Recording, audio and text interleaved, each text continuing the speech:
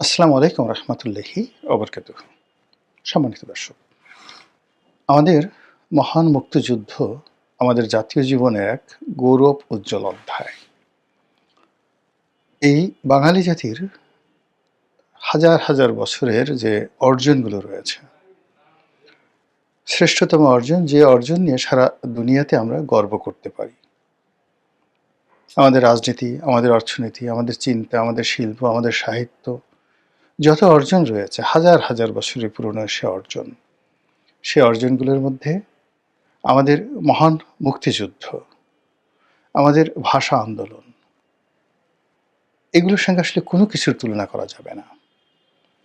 পৃথিবীর খুব অল্প কয়েকটি জাতি যাদের স্বাধীনতার আকাঙ্ক্ষা চিরন্তন। তারা কখনো পরাধীন থাকতে পারেনি, পরাধীনতা তাদের পছন্দ ছিল না, এবং যখনই কোনো বিদেশি শক্তি এসেছে অমনি তারা বিদ্রোহ করেছে। এ সকল জাতিগোষ্ঠীর মধ্যে শীর্ষতম জাতিগোষ্ঠী হিসেবে বাঙালির নাম আসবে। তা সেই ব্রিটিশদের বিরুদ্ধে হোক, মুঘলদের বিরুদ্ধে হোক, সুলতানি জমানায় কিংবা তারও আগে দিল্লির যে শাসন ছিল, গর্জে উঠেছে বারবার বাংলার জনগণ। কখনো সফল হয়েছে, কখনো ব্যর্থ হয়েছে, কিন্তু এ জাতিকে অবদমিত করে রাখা যায়নি। শত শত বছর তারা কেবলই মাত্র বিদ্রোহ করেছে। তো এই যে বাঙালির বিদ্রোহ করা, বাঙালির স্বাধীন হওয়া, এর ধারাবাহিকতায় আমরা যে 1971 সনে পাকিস্তানের কাছ থেকে আধুনিক একটি রাষ্ট্র ব্যবস্থা কায়েমের লক্ষ্যে স্বাধীন হয়েছি, স্বাধীনতা যুদ্ধের মাধ্যমে, মহান মুক্তিযুদ্ধের মাধ্যমে। এ গৌরব পৃথিবীর অল্প কয়েকটি জাতিগোষ্ঠী রয়েছে যারা সরাসরি যুদ্ধ করে জয়লাভ করেছে, সরাসরি, তাও আবার বিদেশি শক্তির সঙ্গে। আমেরিকা, বাংলাদেশ, এরকম অল্প কয়েকটি দেশ রয়েছে। তো আমাদের সেই মহান মুক্তিযুদ্ধের মহান উপাখ্যান এবং এই মুক্তিযুদ্ধে যারা নেতৃত্ব দিয়েছেন এবং এই মুক্তিযুদ্ধে যারা সহযোগিতা করেছেন, দেশে এবং দেশের বাইরের নানা রকম সাহায্যকারী শক্তি, তারা এই জমিনের সবচেয়ে শ্রেষ্ঠতম সম্মানিত ব্যক্তি বা সম্মানিত রাষ্ট্ররূপে গণ্য হওয়ার কথা। কিন্তু আমাদের সমাজের কিছু মানুষের ধড়িবাজি, কিছু মানুষের বেনিয়াগিরি, কিছু মানুষের দুর্বৃত্তপনা, জ্ঞানের অভাব এবং ওভার অ্যাক্টিং ইত্যাদি নানা রকম কারণে মুক্তিযুদ্ধের যে গৌরব উজ্জ্বল ভূমিকা, মুক্তিযুদ্ধের যে গৌরবময় গাথা, কীর্তিগাথা, কিংবা আমাদের মুক্তিযুদ্ধের যে সকল সম্পদ, সহায়, ইতিহাস, ঐতিহ্য, কিংবা আমাদের বীর মুক্তিযোদ্ধাদের সেই যে চিত্রপট, তাদের বীরত্বের কাহিনী, এগুলো আমরা ধারণ করতে পারিনি। সময়ের বিবর্তনে, আমাদের ভুলের কারণে এখন মুক্তিযুদ্ধ নিয়ে নানা রকম নেতিবাচক কথাবার্তা হচ্ছে এই 2025 সনে। আর মুক্তিযোদ্ধাদেরকে অনেকে গালিগালাজ করার চেষ্টা করছে। আর মহান মুক্তিযুদ্ধের সময় যে নামগুলো অভিশাপে পরিণত হয়েছিল, রাজাকার, আলবদর, আশামস, এই শব্দগুলো অভিশাপের উপলক্ষে পরিণত হয়েছিল। সেগুলো আমাদের কর্মের কারণে, আমাদের আমজনতার কর্মের কারণে, রাজনৈতিক দলের ধড়িবাজির কারণে এইগুলো এই 2024-25 সনে এসে এই ন্যারেটিভগুলো উল্টে ফেলানোর চেষ্টা করা হচ্ছে। আমাদের যে বিপ্লব হলো, 2024 সনে যে বিপ্লব হলো, সেই বিপ্লবের অন্যতম একটি স্লোগান ছিল, তুমি কে আমি কে, রাজাকার রাজাকার। মুক্তিযুদ্ধ এবং মুক্তিযোদ্ধাদের প্রতি মানুষ কতটা বিরক্ত হলে, কতটা বিক্ষুব্ধ হলে নিজেদেরকে মুক্তিযুদ্ধের বিপরীত শক্তি, ভিলেন যারা ছিল মুক্তিযুদ্ধের, সেই ভিলেনের উত্তরাধিকারী রূপে দাবি করতে পারে। এই ঘটনায় কিন্তু এই জুলাই আগস্ট বিপ্লবে ঘটেছিল। তো এই সকল ঘটনা কেন ঘটলো, আপনি যদি বিচার করেন, আপনি যদি বিশ্লেষণ করেন, তাহলে দেখতে পাবেন যে সেই 1972 সন থেকে মুক্তিযুদ্ধের ইতিহাস বিকৃত করা হয়েছে। যে যে কাজ করেননি তাকে সেই কাজের কৃতিত্ব দেয়া হয়েছে। যার কৃতিত্ব পাওয়ার কথা ছিল, সম্মান এবং মর্যাদার অধিকারী যিনি হবেন, তাকে লাঞ্ছিত করা হয়েছে। অনেক মুক্তিযোদ্ধা যাদেরকে প্রাপ্য সম্মান দেওয়া হয়নি, আর অনেক অমুক্তিযোদ্ধা তারা রাতারাতি মুক্তিযুদ্ধের কমান্ডার সেজে রাষ্ট্রের বড় বড় পদ পদবিতে বসে যেভাবে যারা চাক্ষুষ সাক্ষী ছিলেন মুক্তিযুদ্ধের এই ৯ মাস সময়টিতে, তাদের পঞ্চ ইন্দ্রিয় নাক, কান, চক্ষু ইত্যাদির উপর যে নির্যাতন চালানো হয়েছে, সেটা কিভাবে? ধরুন, আপনি একজন লোককে দেখলেন যে এই লোক মুক্তিযুদ্ধ করেননি। আপনি দেখলেন যে এই লোক রাজাকার ছিল, আলবদর ছিল, আসাম ছিল, মুসলিম লীগার ছিল, শান্তি বাহিনীর কমিটি ছিল। তো আপনার চোখের সামনে হঠাৎ করে সেই লোক বলল যে আমি মুক্তিযোদ্ধা কমান্ডার ছিলাম। আপনার যেহেতু ক্ষমতা নেই, এই কারণে আপনি সে দৃশ্য দেখলেন, কিন্তু আপনি প্রতিবাদ করতে পারলেন না। কিন্তু আপনার অন্তরের অন্তঃস্থলে এক ধরনের বেদনা, এক ধরনের হতাশা, এক ধরনের ক্ষোভ তৈরি হয়ে যাবে। এর ফলে আপনি অনেক সময় নিজে বিভ্রান্ত হবেন, বিক্ষুব্ধ হবেন এবং খিস্তি খাও করতে থাকবেন, যেটি ১৯৭২ সন থেকে আমাদের দেশে শুরু হয়ে গিয়েছিল। পরবর্তীতে এই মুক্তিযুদ্ধ নিয়ে নানা রকম ন্যারেটিভ তৈরি করা হয়েছে। নানা মিথ্যা গল্প, মিথ্যা কাহিনী, মিথ্যা ইতিহাস রচনায় হাত দেওয়া হয়েছে এবং মুক্তিযুদ্ধকে পুঁজি করে রাজনীতির ক্ষমতা এবং রাষ্ট্রনৈতিক ক্ষমতা কুক্ষিগত করার জন্য একটা বিরাট চক্র। তারা তাদের যে আত্মমর্যাদা, এই জাতির ইতিহাস ও ঐতিহ্য সবকিছু বিসর্জন দিয়ে সাধারণ মানুষদেরকে বিভ্রান্ত করেছে এবং মুক্তিযুদ্ধের নামে কিংবা মুক্তিযোদ্ধার নামে অনেক বড় বড় অপকর্ম, জাতিসত্তার অপমান এবং আমাদের পুরো রাষ্ট্র ব্যবস্থাকে যেভাবে হুমকির মুখে ফেলে দেওয়া হয়েছে, ফলে অনেকের কাছে এই মুক্তিযুদ্ধের ইতিহাস নিয়ে কারো কারো আবেগ, কারো কারো মায়াকান্না, এটা অনেকটা কুমির আশ্রুর মতো মনে হয়েছে। কুমিরের চোখ দিয়ে যখন অশ্রু পড়ে, সাধারণত কুমিরের চোখ দিয়ে অশ্রু বা চোখের জল পড়া দৃশ্য আমরা কেউ দেখিনি। এটা খুবই একটা নিষ্ঠুর প্রাণী, সবসময় পানির মধ্যে থাকে। এর চোখ দিয়ে পানি পড়লো বা না পড়লো পানির সঙ্গে মিশে যায়। এর জন্য এটাকে অনেক সময় কুমির আশ্রু বা কুম্ভীর আশ্রু এটা বলা হয়। কুমিরের চোখে পানি।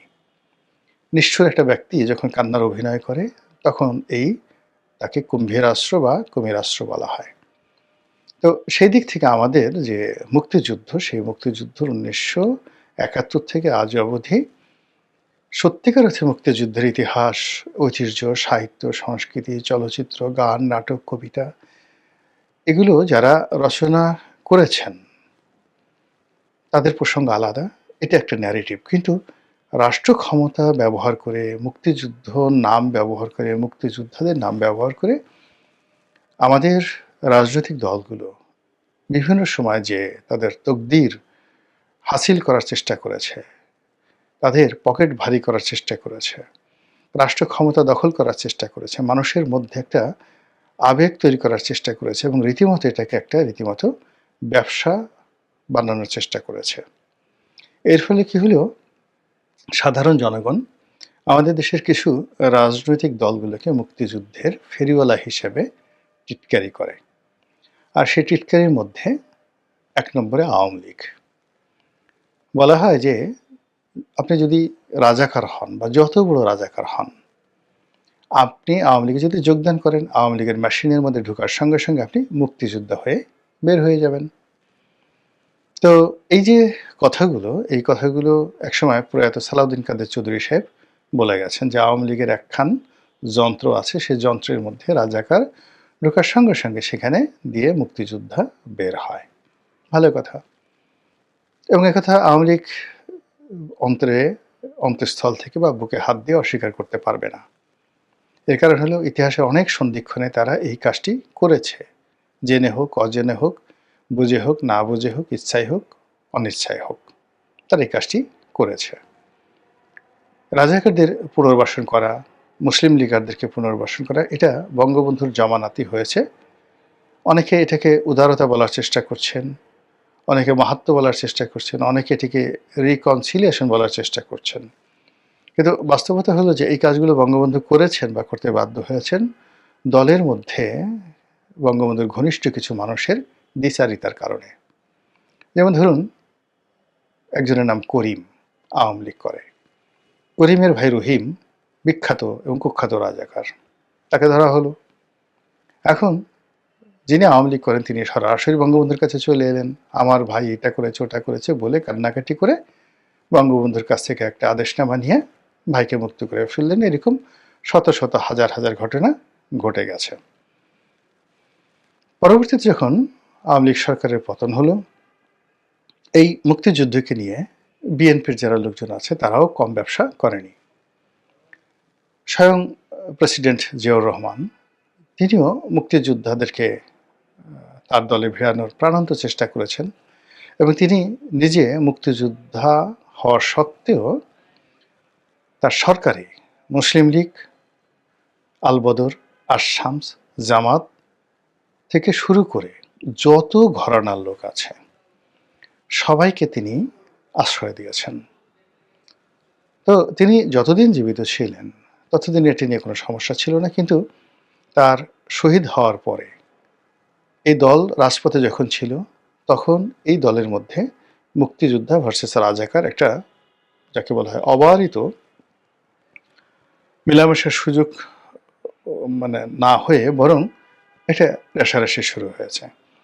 যে সকল মানুষ মুক্তিযুদ্ধ করেছে, যারা করেনি, যারা আওয়ামী লীগ থেকে এসেছে অথবা যারা মুসলিম লীগ থেকে এসেছে, যারা জামাত থেকে এসেছে কিন্তু বিএনপি করে, এটা নিয়ে দলের মধ্যে যে লড়াই সংগ্রাম, সেই লড়াই সংগ্রামের ক্ষেত্রে যারা মুক্তিযোদ্ধা তারা নিজেদেরকে মহত্তম ব্যক্তি প্রমাণ করার জন্য এই মুক্তিযুদ্ধকে নিয়ে অনেকগুলো ন্যারেটিভ বিএনপি তৈরি করে ফেলেছে এবং সেই ন্যারেটিভ বিএনপির পক্ষে আনার জন্য তারা মুক্তিযুদ্ধের যে মূল ইতিহাস, সেই মূল ইতিহাসের শিকড় ধরে টান দিয়েছে।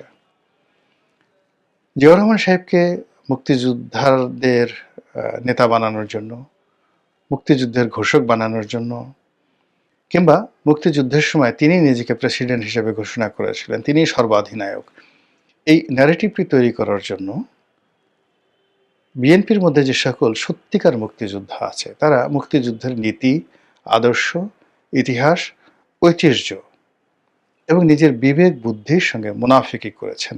অনেকে অনেকে মুনাফিকি করে মুক্তিযুদ্ধের জন্য যে ন্যারেটিভটি তৈরি করেছেন, যেমন একটা ন্যারেটিভ আওয়ামী লীগ তৈরি করেছে।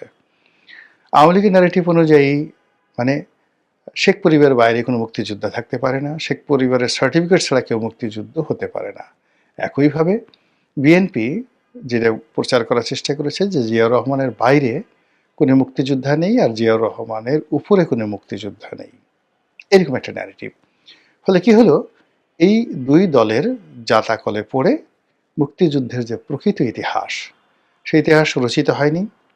মুক্তিযুদ্ধের যে প্রকৃত সম্মান এবং মর্যাদা, সেটা সংরক্ষিত হয়নি। একজন অন্যজনকে তাদের রাজনৈতিক স্বার্থে মুক্তিযুদ্ধকে নিজেদের হাতিয়ার হিসেবে ব্যবহার করার মানসে তারা প্রতিপক্ষের চরিত্র হনন করেছে এবং মুক্তিযুদ্ধে তাদের যে কর্তৃত্ব এবং তাদের যে কৃতিত্ব, এই জিনিসটিকে অস্বীকার করে একটা অদ্ভুত ইতিহাস তৈরি করেছে যা বাস্তব থেকে অনেক অনেক দূরে, অনেক অনেক দূরে। এই বিতর্ক নিয়ে আমি এখানে কোনো কথা বলবো না। আমি শুধু এখানে বলছি যে রাজনীতির যে ধান্দাবাজি, রাজনীতির যে অসততা, অস্বচ্ছতা এবং সংকীর্ণ মন এবং মানসিকতা, এটি সবাই করে থাকে, বিভিন্ন সময় করে থাকে। বাংলাদেশে এটা হবে, কিন্তু আমাদের একটা জাতীয় ইতিহাস, জাতীয় ঐতিহ্য, মহান মুক্তিযুদ্ধ, সেটাকে এই সংকীর্ণতার মধ্যে রাজনীতির ধান্দাবাজি বা চালবাজির মধ্যে এটিকে আনা আমাদের জন্য একটা বিরাট ক্ষতির কারণ হয়ে দাঁড়িয়েছে। এটি হলো মূল কথা। এবার আসেন জামাত সম্পর্কে। জামাতকে সবসময়ই বিএনপি এবং আওয়ামী লীগ যখনই সুযোগ পেয়েছে তারা ব্যবহার করেছে। 1971 সনেও জামাতকে ব্যবহার করা হয়েছে। ৭২, ৭৩, ৭৪ বঙ্গবন্ধুর জমানাতে জামাতকে কিন্তু ব্যবহার করা হয়েছে। এখন সেই কথাগুলো যদি আমি বলতে যাই, অনেকে হয়তো বেজার হবেন। কিন্তু বাস্তবতা হলো যে জামাতকে কিভাবে ব্যবহার করা হয়েছে এই কথা যদি বলতে যাই, তাহলে ওআইসির মেম্বারশিপ বঙ্গবন্ধুর জমানাতে, পাকিস্তানের সঙ্গে কূটনৈতিক সম্পর্ক স্থাপনের চেষ্টা এবং জুলফিকার আলী ভুট্টোর বাংলাদেশ ভ্রমণ, এটাকে মূল্যায়ন করলেই আপনি অনেক কিছু পেয়ে যাবেন। আবার জিয়াউর রহমান সাহেবও তার রাজনীতির যে শুরুটি, সেটি জামাতের হাত ধরে তিনি করেছেন। ওই সময়টাতে মুসলিম লীগ এবং জামাত ছাড়া জিয়াউর রহমান সাহেবের কোনো বন্ধু ছিল না। ধীরে ধীরে তার অনেক বন্ধু হয়েছে, কিন্তু তার প্রাথমিক বন্ধু ছিল জামাত এবং মুসলিম লীগ। তো সেই ক্ষেত্রে জিয়াউর রহমান সাহেব জামাতকে ব্যবহার করেছেন, এরশাদও ব্যবহার করেছেন, 111-এর মঈনুদ্দিন ফখরুদ্দিন ব্যবহার করেছেন। তারা সবাই জামাতকে ব্যবহার করেছেন, তাদের অর্থ, তাদের বুদ্ধি, তাদের নেম ফেম সব কিছু ব্যবহার করেছেন। আর সময় মতো তুই রাজাকার, তুই আলবদর, তুই আর শামস, এই কথা বলে তাদেরকে কদর্যভাবে, উলঙ্গভাবে তাদেরকে ছুঁড়ে ফেলে দিয়েছেন অতীতের সবাই। যখন তাদের প্রয়োজন, তখন জামাতের চেয়ে সৎ কোনো দল নেই, জামাতের চেয়ে ভালো কেউ নেই। আর যখন তাদের প্রয়োজন শেষ, তখনই তারা ধর্ষণকারী, তারা মুক্তিযুদ্ধ বিরোধিতা করে এবং তাদের সঙ্গে মুক্তিযুদ্ধের কোনো সম্পর্ক নেই। ফলে জামাত 1971 থেকে আজ অবধি, মানে তাদের জীবনে যদি সবচেয়ে একটা সুন্দরতম সময় আসে, আনন্দ ঘন সময়, সবচেয়ে মধুরতম সময়। ধরুন একজন জামাত নেতার একটি সন্তান পৃথিবীতে ভূমিষ্ঠ হয়েছে, বা কোনো একটা জামাত নেতা আজকে বিয়ে করতে যাচ্ছেন, ঠিক বাসর ঘরে যাবেন, এরকম একটা উত্তেজনাকর মুহূর্ত। ঠিক এইরকম, বা তিনি খাবার টেবিলে বসছেন, তার প্রিয়তম একজন বন্ধু বা বান্ধবীকে নিয়ে তিনি সবচেয়ে ভালো খাবার খাবেন, বসেছেন ছেলে মেয়ে পরিবার পরিজন সহকারে। ঠিক ওই সময়টাতে তাকে যদি আহত করতে হয়, তাহলে তুই রাজাকার, তুই আলবদর, তুই আসাম, স্বাধীনতা বিরোধী, এই গালিটি যদি তার সামনে উচ্চারণ করা হয় বা তার সামনে লিখে মানে প্রদর্শন করা হয়, তার ঘুম হারাম হয়ে যাবে, জিনা হারাম হয়ে যাবে। তো এই কাজটি বাংলাদেশের সকল রাজনৈতিক দল, গোষ্ঠী, ব্যক্তি, শিল্পী, সাহিত্যিক, সংস্কৃতি, এমনকি রাস্তার যারা ঝাড়ুদার, তারা এই জামাতের বিরুদ্ধে এই জিনিসটি ব্যবহার করেছে। যেহেতু এবারের যে 24-এর গণ আন্দোলন, গণ অভ্যুত্থান, যে যাই বলুক না কেন, এটির মাস্টার মাইন্ড জামাত।